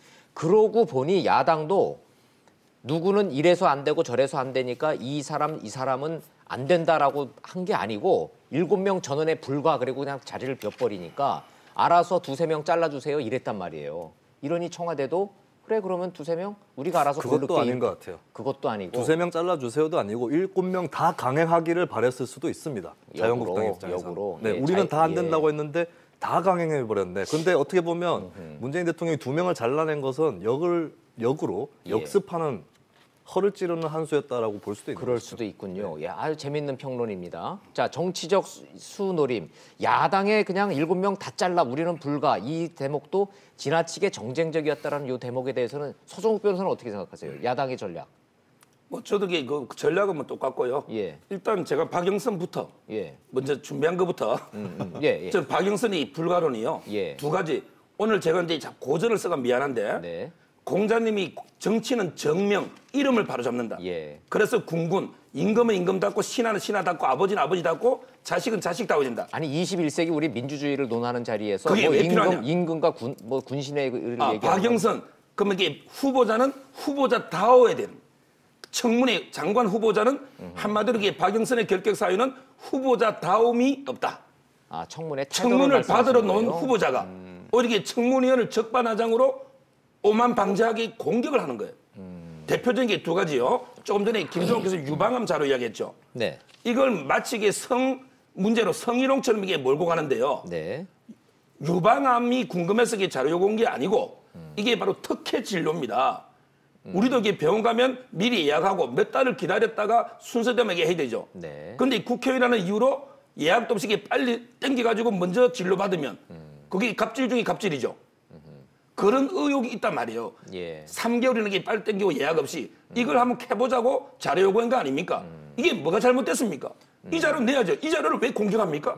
특혜 의혹, 특혜 진료 의혹은 큰 문제입니다. 공직자인데. 네. 이게 첫째 문제고요. 자, 두 번째. 본인 청문하고 아무 관계 없는 김학의 동영상 가지고 황교안 대표를 이게 물고 늘어지는 거예요. 네. 이게 본인 중소기업 벤처하고 무슨 관계 있어요? 그렇잖아요. 네. 오히려 이제 그것도 말이 바뀌어요. 처음에는 CD를 꺼내 보여줬다 했다가 나중에 또 몇 시간 지나니까 CD를 꺼내가 보여준 적은 없고 들고 있다면 했다고 말도 바뀌고 또 이게 그날 찾아온 사람은 고엽제 총회장이랑 하고 점심을 먹었는데 그게 왜 황교안 대표하고 점심 먹은 걸로 허위로 써가지고 이렇게 기재하느냐 말이에요. 이거는 공직자로서 이거 법을 떠나서 네. 정치자금법 이게 법을 떠나서 미국 같으면 이게 청문회 이 공직자 되겠습니까? 아니 밥을 먹으면 누가 문제 똑바로 해야 되는데 예. 지역 주민이 그 포함됐다 해서 황교안 대표하고 밥을 먹었다? 예. 이것만 가지고도 결격 아닙니까? 알겠습니다. 예. 서정욱 변호사님 지금 이게 박영선 후보자에 대해서 그런 불가 이론을 설명하시면서 이게 점점 데시벨이 좀 올라가서 시청자 여러분들이 그러면 이제 볼륨을 줄이시니까 굳이 그러실 필요는 없을 것 같고 어찌됐든 무엇을 서정욱 변호사가 지적하는지는 시청자 여러분들이 너무나 잘 아실 것 같기는 한데 자, 첫째. 청문회 후보자의 태도를 지적을 하셨고 네. 본질과 상관없는 김학의 CD로 본질을 훼손했다라는 이 두 지적에 대해서 한번 우리도 한번 얘기를 좀 해보죠. 김정욱 근데 교수님. 계속 말씀하시는데 예. 일단 뭐 후보자 암수수 이런만 얘기한 건 아니지 않습니까? 뭐 예를 들면 왜 실제 결혼 날짜랑 혼인신고일자가 필요한 거죠? 그러니까 예를 들면 이런 것이 소위 중소벤처기업의 부처를 운영하는데 무슨 의미가 있는지 저는 잘 모르겠다는 거고요. 왜 사생활과 관련된 자료를 요구를 해서 이 분란을 야당이 자초하느냐 이 지적하시는 겁니다. 또 하나는 예. 오만방자하다고 말씀하셨는데 아니 김학의 차관건은 이용주 의원이 질문을 해서 거기 대답을 한 건데 그게 왜 오만방자한 건지 잘 모르겠어요. 그러니까 저는 잣대를 계속 그런 기준으로 놓고 보게 되면 어떤 말을 하더라도 제가 볼 땐 그 후보자의 말에 대해서 좋게 이해하지는 않을 거라는 생각이 들고요. 예. 그럼 제가 정반대로 제가 말씀을 드리면 예를 들면 중소기업 벤처 관련 기관들이 대부분 환영을 해요. 힘 있는 장관이 온다니까 좋아하는 분위기가 분명히 있습니다. 그다음에 또 하나는 그렇게 신상을 터졌어요. 근데 그럼에도 불구하고 실제적으로 낙마를 해야 될 결정적 사유가 있는가? 저는 그것에 대해서 국민들이 확인하지 못하는 것 같다. 감정적인 부분은 분명히 있다는 생각이 분명히 들지만요. 저는 그런 상황이라면 결격 사유가 명백하지도 않고 감정적으로 오만불손했다라는 이유만으로 후보자의 지명을 철회하거나 장관으로 입성할 수 없다라고 말씀을 하시게 된다면 이 청문회가 얼마나 잘못된 청문회인지를 반증하는 거다. 소위 말해서 박영선 후보자와 관련해서 야당 의원들이 정책적으로 어떤 거를 검증했는지 저는 하나도 모르겠는 거예요. 근데 여기서 역으로 그렇게 말씀하시죠. 박영선 후보자가 김학의를 얘기해서 아무 얘기 없었다. 이렇게 얘기하는데 한번 속기로부터 한번 다 까보시자고요. 까보면 제가 볼 때는 장관의 능력을 검증한 내용이 제가 볼 때 거의 없을 거요. 처음부터. 저는 예. 그런 것 자체가 균형을 맞춰야 된다. 적어도 야당이 예. 박영선 의원의 능력이 없다라고 말씀하실 거라면 신상도 문제가 있다고 말씀하실 거라면 이 두 가지의 균형을 통해서 그 후보자가 왜 안 되는지 국민이 납득하게 만드는 게 중요한 거지. 예. 공격의 소재로만 너무 활용하시게 되면 오히려 국민들이 그 부분에 대해서 납득하기 어려울 수도 있다. 좋습니다. 그러면 예. 이제 허위 기자를 어떻게 생각하시는지요? 어떤 허위 기자 말씀? 아까 황교안 4시 40분에 만났는데 네. 점심은 이제 고엽제하고 먹고 왜 황교안 대표하고 점심 먹다고 허위로 기재가 정치자금 신고했잖아요. 그 부분에 어떻게 생각하시는지? 저는 이제 그 논쟁을 계속할 이유는 없다고 생각이 드는데 그건 여러 가지 얘기들이 있죠. 예를 들면 점심 식사에 허위 기재를 한 거에 대해서는 박영선 후보가 허위 기재한 게 아니라 실무자 허위 기재를 할 수도 있었으니 그 부분에 대해서는 다 검토해봐서 확인하면 되는 거 아니냐 네, 이런 얘기가 나오는 거니까 자, 저는 좋습니다. 뭐, 예, 그 부분에 대해서는 시청자 여러분들이 이거는 저희가 진실 공방을 여기서 하는 자리도 아니고 무의미한 얘기인데 청문회 자리다 보니 말들이 조금씩 바뀐 측면이 분명히 있습니다. 예를 들자면 박영선 후보자는 김학의 CD를 꺼내 보여들면서 얘기를 했다라고 처음에 얘기를 했다가 바로 뒤에 보여준 건 아니고라고 말이 바뀌었고요. 반대로 황교안 대표도 처음에 그 날짜에 누구를 만났는지 기억이 안 나니까 CD는 안 봤지만 만나진 않았다고 얘기했다가 왜 거짓말을 하자라고 역공을 당하는 것처럼 말들이 조금 바뀌면서 서로가 그걸 가지고 막 싸우고 있는 겁니다. 자, 저는 국민 입장에서 시청자 입장에서 그걸 가지고 질문을 좀 할게요. 김수민 평론가님. 네. 자, CD를 꺼냈냐 안 꺼냈냐 만났냐 안 만났냐가 국민들 입장에서 그 2013년도 일을 가지고 진실 공방 벌이는 것 보기도 싫고 듣기도 싫고 그건 본질이 아닌 거고. 네. 자, 박영선 청문회에서 김학의 CD가 등장이 되면서 청문회는 사라지고 김학의 CD만 지금 이게 논쟁거리가 돼버렸다. 요 대목에 대해서는 국민들 입장에서는 맞는 거 아닙니까?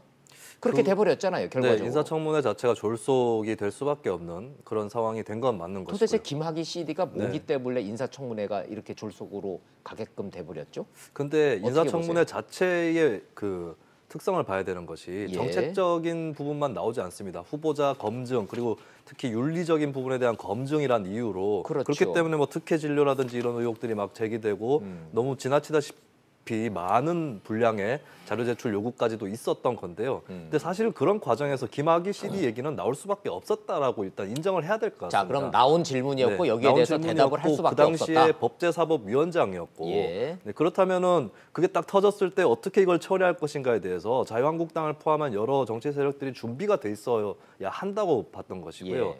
예, 그리고 특혜 진료 같은 부분도 그거를 좀 몰아가고 싶으면은 더 구체적인 자료라든지 정황을 확보를 해서 질의를 펼쳤어야 되는데 자료 제출 단계에서 무리를 두면서 그게 거꾸로 이제 되치기를 당한 셈이죠. 예. 그렇다면 이제 한정된 시간을 어떻게 할애할 것이냐에 대해서 정치인들이 다들 책임을 져야 된다. 네. 예, 그 김학의 CD 얘기 자체가 안 나올 수는 없었겠지만, 예. 네, 근데 그게 나와버린 이상 판도라의 상자가 열리다시피 되면서 좋아요. 예, 남은 시간들이 계속 그 주제로 시청자가 흘러가게 될 궁금해하는 한 말씀만. 예 하십시오. 예. 그리고 여쭤볼게요. 그 해명요. 네. 세 가지가 잘못된 게. 네. 자, 첫째 그 박영선 이분이 황교안 대표 면담할 때 본인이 제가 동영상을 봤는데 몹시 심각하다. 김학의가 임명되면 일이 커진다고 했다고 했잖아요. 예. 그럼 이게 본인이 봤는데 심각하면 이걸 황교안 장관한테만 이게 덕담 인사말로 할 게 아니고 본인이 국회의원이면 이걸 CD를 폭로해서 대통령 이거 임명하면 안 됩니다. 이게 국회의원 역할 아닙니까? 본인이 혼자 몰래 보고 황교안 대표한테 이게 걱정 마음에 이게 국회의원의 역할 다 한 겁니까? 본인이 직무유기한 거 아니냐고요. 본인이 직접 봐가 심각하면 이걸 폭로를 하든지 불러서 임명을 막아야 될 거 아니에요. 이게 첫째 문제고요. 네. 자, 두 번째, 그날 상황을 묘사하면서 CD를 꺼내가 안 보여줬다고 했잖아요. 네. 근데 뭐라 했습니까? 황 대표가 귀까지 빨개지고 얼굴이 빨개지며 떠났다. 아니 CD를 이게 꺼내가 보여주지도 않고 CD가 들고 있는데 걱정이 됐는데 귀가 빨개지고 얼굴이 빨개지고 떠났다. 이게 말이 됩니까? 귀하고 얼굴이 빨개지려면 CD를 뭐 보든지 플레이시가 화면까지 봤을 때는 그 동영상이 너무 심각하니까 얼굴이 빨개질 수 있죠. 근데 CD를 꺼내 보여주지도 않았는데 귀하고 얼굴이 빨개졌다는 것도 말이 안 되는 거고요.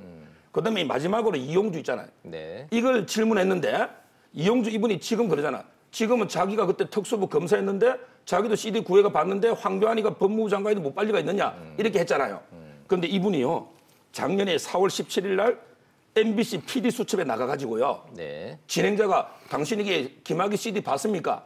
이래 물었더니 저는 못 봤다. 지금도 못 봤다. 못 봤다고 4번이나 이야기했어요. 예. 근데 어떻게 1년 만에 자기가 특수부 검사하면서 구회가 봤다. 예. 이렇게 말이 180도 바뀔 수 있습니까? 아하. 이런 세 가지 좀 심각한 문제가 있는 거예요. 좋아요. 제가 웬만하면 이 진실 공방으로 안 끌려 들어가려고 제가 노력했음에도 불구하고 서정욱 변호사님 때문에 결국은 또 이 얘기를 좀 하게 되네요. 자, 그러면 논란의 핵심은 이른바 김학의 성관계 동영상 CD를 황교안 당시 법무장관이 몰랐을 리 없다라는 박영선 의원의 주장과 나는 진짜 몰랐다라고 하는 황교안 대표의 현 대표의 이 상반된 주장.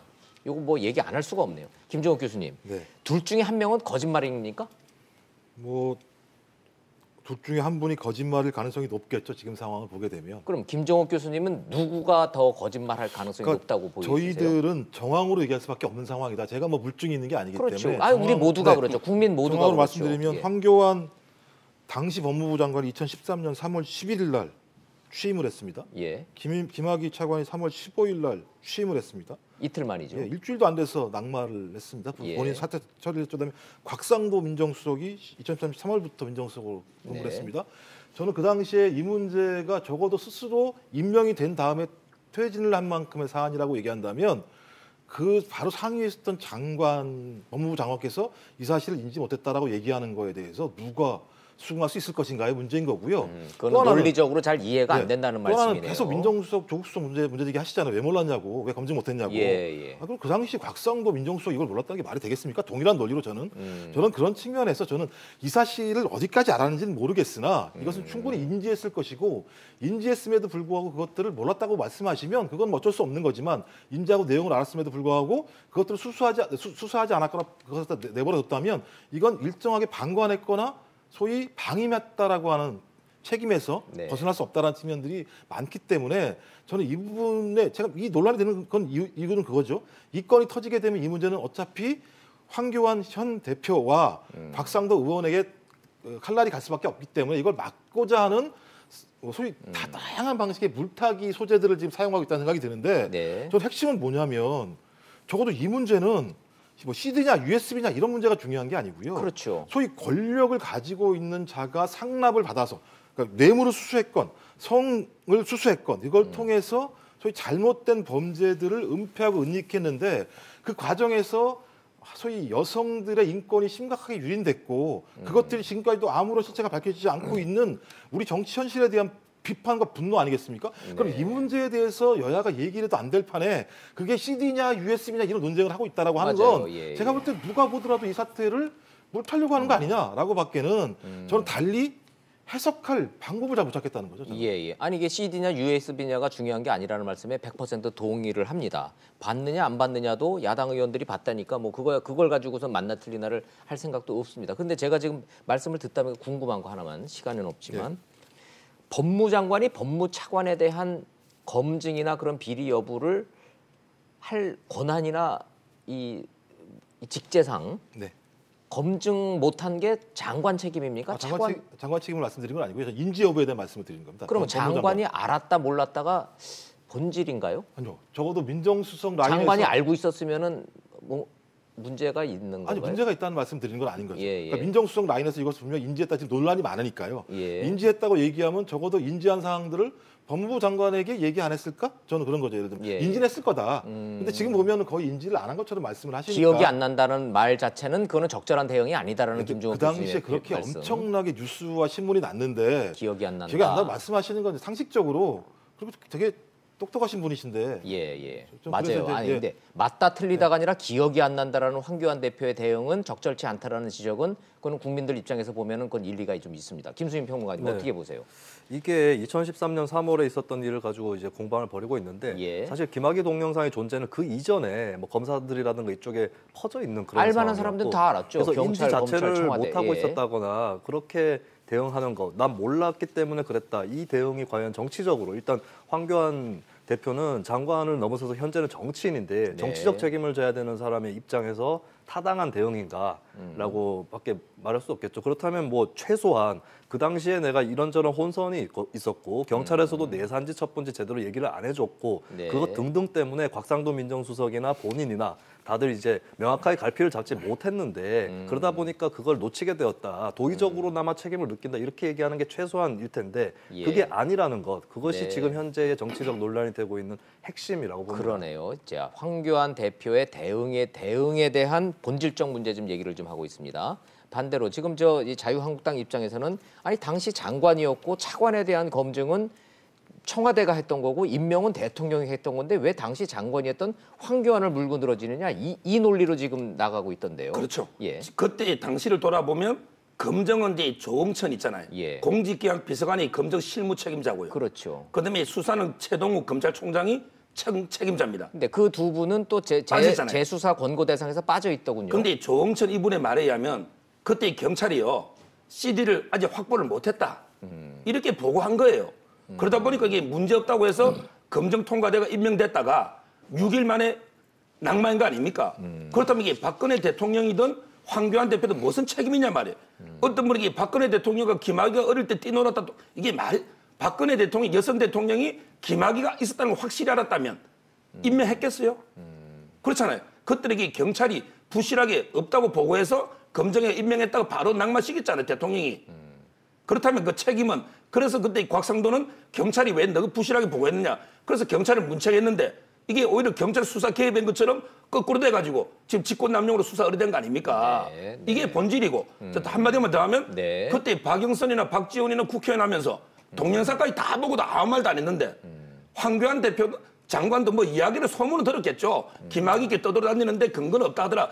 이걸 좀 알았다 해서 장관이 그게 나서가지고 검증에 관여도 못하는데 오히려 이게 동영상까지 직접 봤다는 박영선 의원은 직무유기고 그럼 이게 장관은 좀 소문 들은 게 뭐가 잘못됐냐 말이에요. 이게 정치적 공시 아니냐는 거예요. 알겠습니다. 자, 이렇게 시청자 문자 많이 들어오고 있습니다. 샵 3698로 받고 있습니다.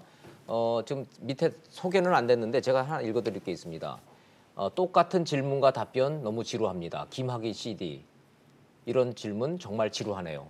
시청자들은 오히려 이런 이 반복적인 이 질문과 답변을 지루하게 생각을 하시는 것 같은데 문제는 이걸 지금 재수사한다는 거 아닙니까? 재수사를 하면은 이런 얘기를 좀 안 할 수가 없는데 시간이 좀 다 됐지만 김학의 사건 재수사 돌입이 정치적으로 갖고 올 파장에 대해서 저 세 분한테 짧게나마 좀 전망 좀 여쭤보도록 하죠. 아무리 시청자들이 지겹다 그러고 지루하다고 하셔도 재수사되면은 검사만 13명이 투입이 됐으면 저 이제 큰 사건 되겠죠? 네, 뭐 대단히 큰 사건일 것 같고요. 그런데 일단 전망들은 예를 들면 그 결과들을 확인하기가 쉽지 않을 거라는 전망들이 많은 것 같아요. 저는 뭐 법조인이 아니어서 잘 네, 모르겠습니다만 근데 핵심은 뭐냐면 국민들의 공부는 그런 거죠. 그러니까 김학의 이 사건이나 그다음에 장자연 사건이나 장자연 사건 같은 100만 명 이상이 예를 들면 재수사를 해달라고 요청을 하고 있는 건 뭐냐면 네. 왜 권력이 항상 자기의 이익을 위해서 다른 것과 유착을 통해서 범죄들을 은폐하려고 하느냐. 그래서 약자들은 계속 피해를 당하고 강자들은 계속 예를 들면 면피가 되는 이런 세상에 대한 분노들이 분명히 있는 것 같고요. 저는 그런 차원에서 황교안 대표 이런 게 중요한 게 아니라 좀 이런 사건들의 실체들을 밝히는 과정들이 있어야 국민들이 적어도 우리가 약자지만 국가가 보호해 주는구나. 이 정도 알 수 있는 좀 계기로서 이걸 저희가 접근했다서 그렇게 생각을 합니다. 좋습니다. 다 떠나서 덮었던 거는 좀 한번 다시 한번 까보자라는 차원에서 재수사 지지하신다는 말씀. 김수민 평론가님 어떻게 보세요? 네. 일단 뭐 재수사 자체는 해야 될 일이고 특검 같은 경우는 이제 정치권에서 결정을 해줘야 되는데 예. 할 리가 없기 때문에 일단 검찰이 공을 쥐고 있는 것이죠. 근데 문제는 이제 검찰 수사단에 대해서도 국민적 불신이 있습니다. 제대로 수사할지에 대해서도 있는 것이고.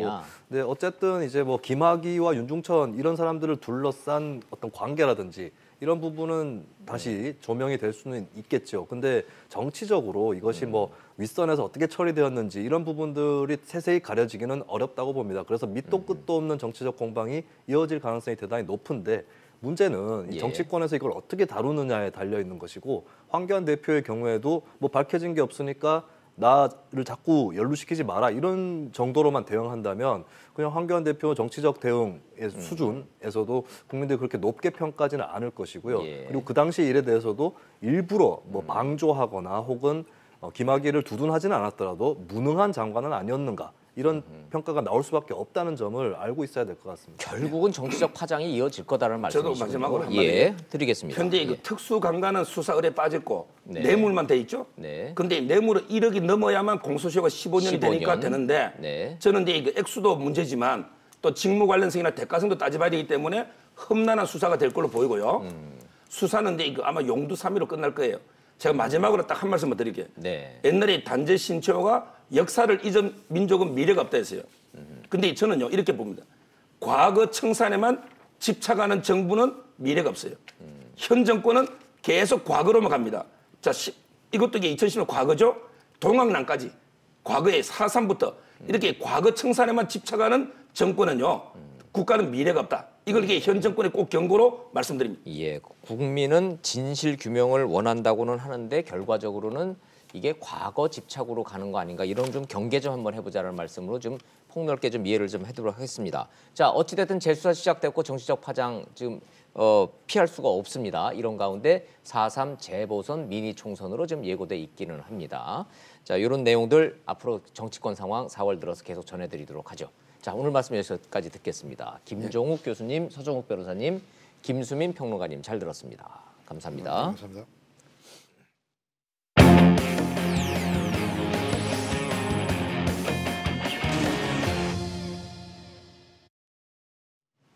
정치권 소식 전해드리는 김에 자유한국당 4.3 재보궐 선거 과정에서 벌어졌던 해프닝 하나 전해드리겠습니다.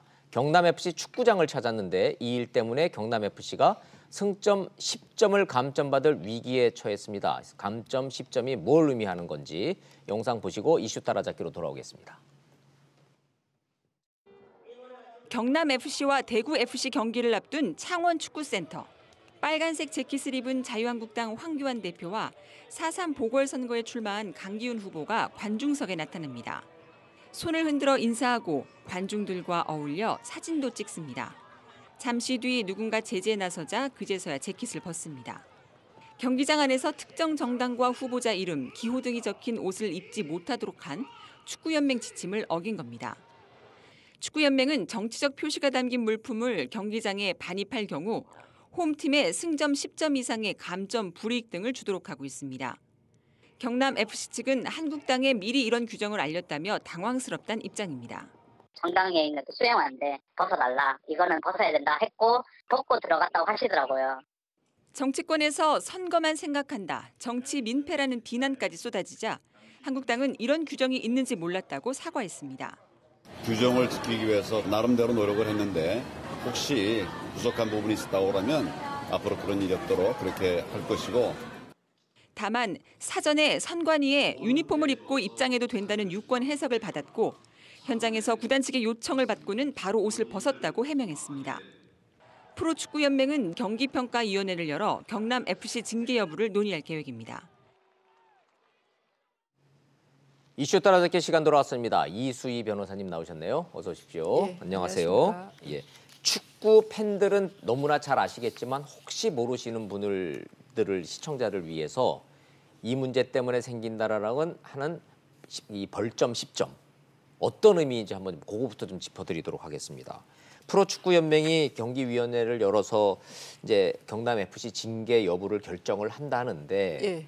승점 10점 감점 얘기가 좀 나오고 있어요. 이게 얼마나 무시무시한 건지 시청자 여러분들한테 좀 설명을 좀 해드려야 되는데 예. 지금 이제 결론부터 말씀드리면 어떻게 되는 거죠? 지금 경남 FC가 승점 4점을 갖고 있습니다. 예. 그 인터넷 보면 이제 승점들이 쭉 나오는데 네네. 그 이기면은 몇 점, 뭐 골 득실 뭐 따지고 뭐 패고 복잡하긴 합니다만은 현재 했던 그 정도 점수인 예. 거예요. 그런데 지금 마이너스 10을 당한다라고 하면 마이너스 6이 되는 마이너스 거죠. 6. 예. 그렇게 되면 이제 2부 리그 강등도 가능하다 뭐 이런 그 평가가 있는데. 그럼 올해 시즌은 끝난 거네.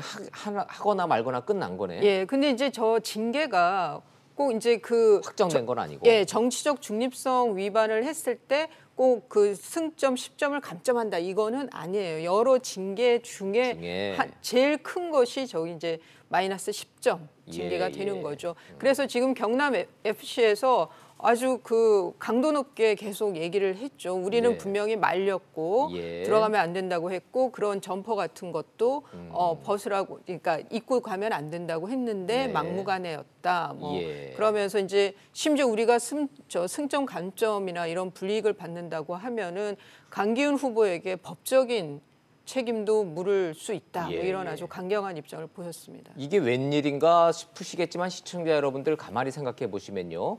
야구장이 됐든 축구장이 됐든 배구장이 됐든 농구장이 됐든 혹시 경기장 가셔서 유세운동 하는 거 보신 적 있습니까? 없습니다. 못하게 돼 있습니다. 이거는 대한민국만 그런 게 아니라 전 세계의 모든 프로 스포츠를 하는 나라에서 스포츠 경기만큼은 이 안에서는 정치적 중립을 지켜야 된다는 명확한 룰이 있습니다. 이거 사실은 상식인데. 예, 뭐 독도는 우리 땅 이런 거 들고 있다가 왜 문제되기도 하고. 국제 경기에서도 한일 간의 명백한 사실인 독도는 우리 땅이라고 하는 그런 이 플래카드 같은 거 구호 들면은 제재당하거든요. 왜냐하면 여기서는 싸우지 말라는 거예요. 이 스포츠는 스포츠일 뿐이니까. 맞습니다. 자, 그런데 제가 이제 이해가 안 되는 거. 아까 화면에도 분명히 보셨지만 황교안 대표는 법률가 출신 아닙니까? 근데 빨간 점퍼 들고 그 잠바 입고 그리고 가서 막 그 유세운동 했잖아요. 경기장 들어가서. 그러니까 이제 뭐 선관위의 유권 해석을 받았다라고 지금 이제 한국당에서는 얘기를 하는데 그렇게 얘기하고 있어요. 이게 공직선거법 위반은 아니에요. 공직선거법에서 그 선거운동을 못하도록 되어 있는 게 이제 예시가 되어 있거든요. 거기에 뭐 지하철 안이라든가 지하철 역사 아니면은 뭐 마트 대형 마트 안에 뭐 이런 데는 못하도록 법에는 돼 있어요. 공직선거법엔. 하지만 저 운동장은 안 돼 있는 거예요. 축구 경기장 안이. 그런데 이거는 그 선거법의 문제가 아니라 프로축구 연맹 규정과 관련되어 있는 거죠. 아, 이해가 됐어요. 지금 저 황교안 대표를 비롯해 저기 출마한 정치인은 그렇게 큰 처벌이 아닌데 논란의 여지만 있을 뿐이지. 문제는 저 프로 구단이 이제 괜히 불똥을 튄 거네요. 예, 그렇습니다. 그러니까 이제 그 경남 FC하고 대구 FC 사이에 대결 그 축구 경기였거든요. 그럼 그 홈 팀이 제재를 받는 거죠, 벌점을 받는 거죠. 어웨이 팀이 받는지는 않겠죠. 그리고 지금 간 게 지금 이제 그 창원 성산 후보랑 같잖아요. 맞아요. 그러니까 경남 FC 그리고 저희 장소가 창원이었어요. 창원이에요. 창원 축구센터였고 그러니까 경남 FC 입장에서는 이게 불똥이 본인들한테 튈 수가 있으니까. 세상에 이런 날벼락이 어디 있습니까? 그렇죠. 그러다 정치인들한테 끼어들어가 가지고 프로 축구 선수들, 구단, 그다음에 저 팬들이 지금 까딱 잘못하면은 시즌 시작도 하기 전에 꼴찌되게 생겼잖아요. 예, 저게 이제 그야말로 구단과 서로 교감이 있는 상황에서 저랬다 그러면 저는 정말 승점, 10점 감점이 가능한 사안이죠. 하지만 구단은 아니라는 거예요. 공식 입장이 아니라는 거예요. 지금 우리는 분명히 말렸다는 거고. 예, 말렸는데 막무가내로 아마 저게 좀 운동원들도 있고 하니까 약간 세에서 밀린 것도 있는 것 같고 그러니까 도의적인 책임은 물론이거냐 법적인 책임도 후보와 함께 물을 수 있다 이런 입장입니다. 만약에요, 이제 변호사시니까 예. 이 문제가 징계를 받게 돼서 창원 FC, 경남 FC가 무슨 불이익을 당했잖아요. 예. 그래서 구단이 불이익을 당하고 팬들이 이제 막 순위가 떨어지고 그래서 문제가 되면 예. 저 구단이 자유한국당을 상대로 무슨 손해배상 청구를 소송을 내거나 무슨 법적인 이 대응을 할 만한 소지가 있습니까? 소지가 저는 있어 보입니다. 아, 지금 있어요? 구단의 공식 입장처럼 예. 안 된다고 말렸음에도 불구하고 막무가내로 밀고 들어가서 저렇게 그 유세를 했다라고 하면은 예. 손해배상 청구가 가능할 것 같아요. 다만 그렇군요. 손해배상액 산정이 상당히 이제 어렵죠. 예, 뭐 어떤 예. 강등이 있다든가 이런 상황이 되면은 뭐 입장 수입 입장이니까 그 관객 입장료에서 수익 배분이라든가 여러 가지 산정하는 데는 어려움이 있겠지만 뭐 소송은 저는 가능할 수 있을 것 같습니다. 시청자 여러분들이 한 번도 이런 거 보실 적 있나 모르겠지만 징계 대상 중에 무관중 경기라는 것도 있더군요. 예, 저도 이거 지금 징계 보면서 예. 이게 무관중 크죠, 그것도 이거. 홈 경기, 홈 예, 경기에서 무관중으로 그러니까 이 FC 경남 FC 팬은 못 들어오는 거죠. 예. 그러면은 이게 또 막 응원을 전혀 못 받고 경기하는 것도 있고 네. 뭐 또 연맹이 지정하는 제3지역에서 홈 경기를 개최해야 되는 것도 있고 뭐 우리 제재금은 좀 많이 들어봤던 건데 위에 세 가지는 좀 이번에 새롭게 알게 된 겁니다. 한국당이 생각보다 큰 사고 쳤네요. 그러니까 좀 이해가 많이 안 가는 거는 다른 당, 정의당이라든가 바른미래당은 다 운동장 밖에서 네. 인사했다는 거 아닙니까? 네. 근데 왜 황교안 대표나 강기훈 후보라 이렇게 조급하게 굴었을까? 예. 그게 저로서 상당히 납득이 안 갑니다. 그 다음에 뒤에 유권 해석을 미리 받았다고는 하는데 좀 보좌진에서도 예. 좀 큰 질책이 있어야 되는 거 아닌가 싶습니다. 좋아요. 자, 한국당 대응은 뭡니까? 지금 그 황교안 대표는 그 인터뷰에서 예. 다소 부족한 면이 있었다면 앞으로 잘하겠다 이런 취지인데 충분한가요? 다소 부족한 게 아니라 상당히 경솔했던 거죠. 예. 그래서 저는 좀 사과로는 좀 미흡한 점이 있다는 생각이 들고요. 네. 근데 특히나 황교안 대표가 이번 4.3 보궐선거 내일 모레 투표입니다만 좀 많이 올인하는 네. 굳이 그러지 않아도 되는데 특히나 이 창원 성산에 대해서 구도가 아마 그 민중당 후보까지 3파전으로 가다 보니까 네. 좀 조급함이 있었던 거 아닌가 하는 생각이 들어요. 이거. 아하. 올인해서 너무나 몰입을 하다 보니까 선을 넘어갔다 이런 얘기가 좀 나오고 있는데 어찌됐든 이 문제에 대해서 민심에 영향을 주지 않도록 한국당과 황교안 대표가 좀 더 확실하고 적극적인 사과를 해야 된다 이런 의견을 갖고 계시는군요. 예, 왜냐하면 이게 갑질로도 보일 수 있는 거거든요. 네. 박영선 벤처부 그 후보도 평창 올림픽 때 하얀 코트 입고 왜 봅슬레이 맞아요. 결승점 옆에 있다가 그 패딩 하나 입었다가 얼마나 곤욕을 치렀어요. 몰매를 맞았잖아요. 예. 저는 이거는 그거랑 아주 똑같은 상황은 아니지만 요즘 유권자들 이런 거 별거 정말 아니라고 싫어하죠. 생각했다가는 큰 코 다치죠. 그리고 저런 데 가서 유세하는 게 표에 그렇게 도움이 안 됩니다. 맞아요. 우리는 이제 축구 경기 보러 왔는데 그쵸. 여야 선거원들 와서 막 인사하고 박수를 막 유도해내고 이러면은 싫죠. 예, 지금 가지 말아야 될 선거운동 장소 중에 하나가 애들 운동회 할 때. 그다음에 아이들 입학식 졸업식 가봐야 그러네요. 애들만 보지 정치인 왔다 갔다 하는 거 큰 신경 안 씁니다. 경기장, 졸업식, 입학식 이런 데 가지 마라. 이런 맞아요. 이거 좀 격언처럼 돼 있는데. 자, 그럼 이 모든 것이 4.3 재보선 때문에 이뤄진 일인데 얘기 나온 김에 4.3 재보선 어떻게 되는지 분위기 좀 보고 갈까요? 예. 두 군데 딱 미니 선거인데도 지금 여야가 아주 총력을 기울이고 있습니다. 분위기가 굉장히 뜨거워졌어요. 프레임은 딱 정해진 것 같습니다. 야당에서는 중간 정권 심판. 정권 심판. 예, 지금 특히나 창원이나 통영 모두 지금 지역 경제가 상당히 어려운 상황이기 때문에 경제 파탄 이런 거에 대한 지금 현 정권에 대한 심판. 정권 심판론으로 그게 가고 야당 있고. 특히 자유한국당 후보들이 내세우는 프레임이고요. 반면에 이제 민주당의 경우에는 창원 성산의 경우에는 이제 정의당 후보로 단일화가 됐죠. 네. 예. 그러면서 이제 이곳에서는 뭐 여전히 노조가 좀 강한 곳이긴 한데 그것대로 가는 것 같고요. 네. 그다음에 이제 통영 고성의 경우에는 예산을 가지고 예. 어려워진 경제 우리가 우리 여권 후보 예산 확실하게 밀어주겠다라는 네. 걸 이해찬 대표가 강에 뭐 그 지도부도 모두 얘기를 하고 있는데 여기에 대해서 야당도 맞불을 놨어요. 한국당에서도 네.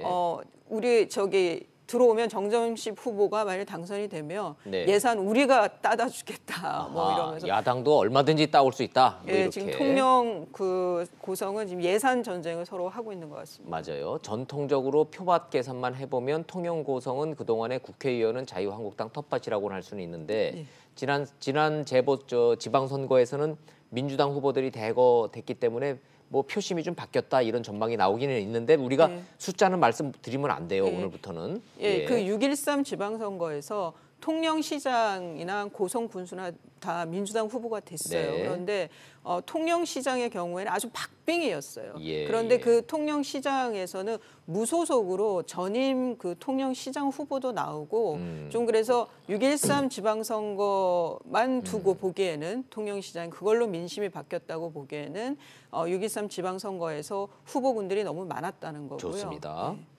사전 투표 시작됐죠? 예, 사전 투표율만 놓고 보면은 열기가 어떻습니까? 지금 사전 투표율이 그 처음 도입된 게 2013년인데 네. 그 이후로 최고 사전 투표율이래요.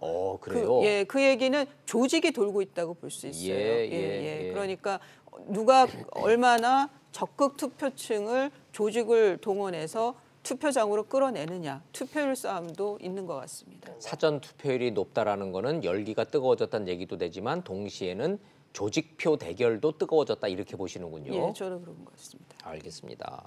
자, 좋습니다. 자, 이러면서 또 세간의 관심사 중에 한 명이 이제 장자연 사건 재수사인데 그 유일한 증인인 윤지호 씨가 신변 보호를 요청을 했는데 뭐 안 됐다 이런 얘기가 들리대요. 그러니까 이제 스마트워치라 그래서 경찰에서 보호가 필요한 사람들한테 이게 시계예요. 저게 위험할 때 저기 스마트워치를 누르면 담당 경찰관한테 문자가 가고 그러면서 조치를 취하도록 되어 있는데 윤지호 씨가 요청을 했는데도 지금 9시간 47분 경과했는데 아무 연락이 없다. 저게 지금 3월 30일 청와대 국민청원 게시판에 올라온 글이에요. 본인이 청와대에다 올렸죠. 그러니까 윤지호 씨가 경찰에서 어떤 조치를 안 해주니까 두려움에 이 청와대 게시판에다가 올린 겁니다. 그러면서 이게 이제 사람들이 많이 알게 됐고 그래서 경찰이 윤지호 씨에게 가서 그 보는 앞에서 스마트워치를 가지고 있던 기존에 갖고 있던 스마트워치도 한번 작동을 해보고 뭐 문제는 없었다고 하는데 기능상에 왜 그 담당 경찰관이 그 문자를 받고도 제대로 112에 연락 조치를 안 했는지에 대해서는 조사가 필요해 보이고요. 그리고 새로운 스마트워치를 지금 다시 배포를 다시 줬다고 합니다. 그리고 이제 윤지호 씨가 불안하게 생각했던 몇 가지 근거가 있어요. 뭐 지금 그 환풍기에 줄이 날카롭게 잘렸다. 뭐 출입문 위쪽에 오일 같은 무슨 액체가 흐르고 있다. 뭐 이런 얘기들 그 신고를 해서 그거는 또 국가수에서 정밀 검사를 한다고 합니다. 자, 어찌됐든 본인이 예민해 있을 수는 있지만 내가 좀 신변의 위협을 느끼고 있습니다라고 해서 경찰이 채워준 시계를 누르면 뭔가 답변이 와야 되는데 그게 기계가 고장난 것도 아니라며요. 예, 기능상 작동에는 그 앞에서 했을 때는 문제가 없었고 112 신고한 게 3번 신고한 게 분명히 나와 있는데 문자는 왔는데 담당 경찰관은 그거를 이제 요즘 말로 일씹이라 그러죠. 읽고 씹었다 그래서.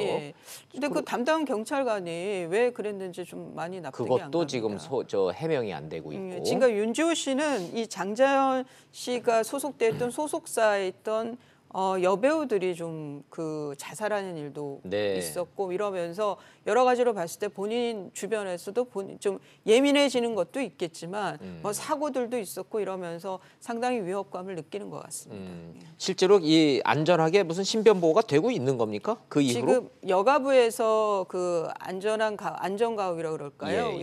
은신처를 제공을 해서 거기에서 또 스마트워치까지 또 갖고 있었는데 이런 상황이 생겨서 다시 거처를 옮겼다 그럽니다. 믿을 만한 여자 경찰관이 같이 옆에서 보호하고 있고요. 그래 지금 그런데 윤지호 씨 주장에 의하면 본인이 이제 사설 경호를 받고 있다고 그래요. 사설 사비로. 경호도 받고 있고. 알겠습니다. 뭐 이렇게 매우 중요한 증인으로 지금 주목받고 있는데 본인이 이런 불만을 갖고 있지 않도록 잘 관리를 좀 하긴 해야 되겠군요. 예, 그렇죠. 예, 알겠습니다. 잘 들었습니다. 여기까지 듣겠습니다. 고맙습니다.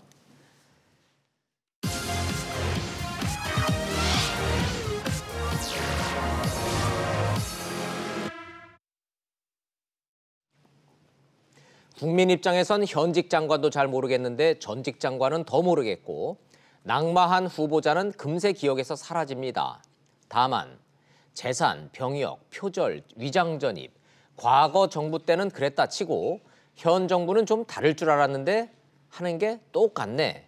민심은 이런 것 같습니다. 그럼 운동권 출신 진보 인사는 집도 절도 없이 노후 대비도 하지 말란 거냐? 아닙니다. 국민은 그들에게 그러한 빈곤한 삶을 요구하는 게 아닙니다. 그저 그들이 목 놓아 외친 그대로, 법대로, 룰대로 공정하고 공평하게 그렇게 살면 되는 거고 그렇게 살아온 사람들 욕하지 말란 겁니다. 흠결 없는 삶, 인생 살아보니 얼마나 어려운지 우리 모두 알지 않습니까? 그래서 나는 정의요, 너는 적폐다. 이런 위험하다 못해 무서운 이분법인 겁니다. 세상 이치는 그런 건데 적폐냐 아니냐, 우리 편이냐 저쪽 편이냐 혹시 이런 기준으로 사람을 고른다면 청와대 인사검증 시스템 원천부터 문제였다라는 지적 나름 일리가 있습니다. 문재인 대통령 취임 일성은 분명 널리 인재를 탕평하겠다로 기억하고 있습니다. 직설 마칩니다. 시청해 주셔서 고맙습니다.